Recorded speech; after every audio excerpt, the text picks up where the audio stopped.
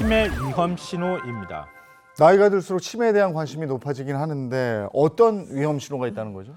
발요 어제였죠. 국내 연구팀이 40세 이상 남녀 가운데 5년 이내 뇌경색이 발생한 11만 8,700여 명을 7년 3개월 동안 추적 관찰한 결과를 발표했는데요. 굉장히 주목할 만한 내용이 담겨 있습니다. 혈당을 낮추는 기능이 떨어지는 2형 당뇨병을 5년 이상 앓은 뇌경색 환자는 치매 발병률이 최대 1.5배까지 높아진다는 겁니다. 심지어 치매 발생 위험도도 46.7% 높아진다고 하는 연구 결과 발표됐습니다. 당뇨병을 오래 앓고 있는 뇌경색 환자일수록 치매에 걸릴 확률이 높아진다. 이런 말이겠죠. 네, 맞습니다.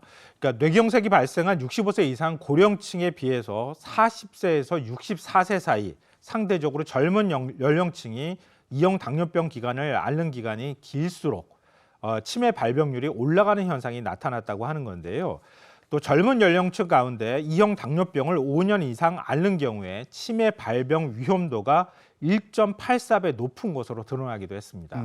젊은 층이 상대적으로 치매 위험이 더 높은 이유가 뭡니까? 2형 당뇨병의 특성과도 관련이 돼 있을 것 같아요. 2형 당뇨병이 젊은 나이에 시작된 경우에는 뇌혈관 손상이 장기간에 누적된다고 합니다. 그러니까 뇌졸중 이후에 치매 발생 비율이 자연스럽게 높아지는 현상이 나타나고 있다고 하는데요.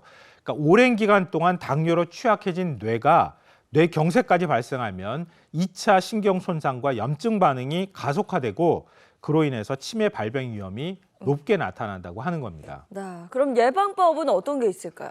그러니까 뇌경색 환자 가운데 당뇨병을 오래 앓고 있는 경우에 치매 예방을 위한 조기 개입이 중요하다 이렇게 전문가들은 지적하고 있는데요. 혈당 조절과 인지 기능에 대한 예방적 접근이 굉장히 중요하다고 하는 겁니다. 특히 젊은 연령일수록 2형 당뇨병이 장기화되지 않도록 예방하는 것이 무엇보다 중요하다고 얘기를 하고 있습니다.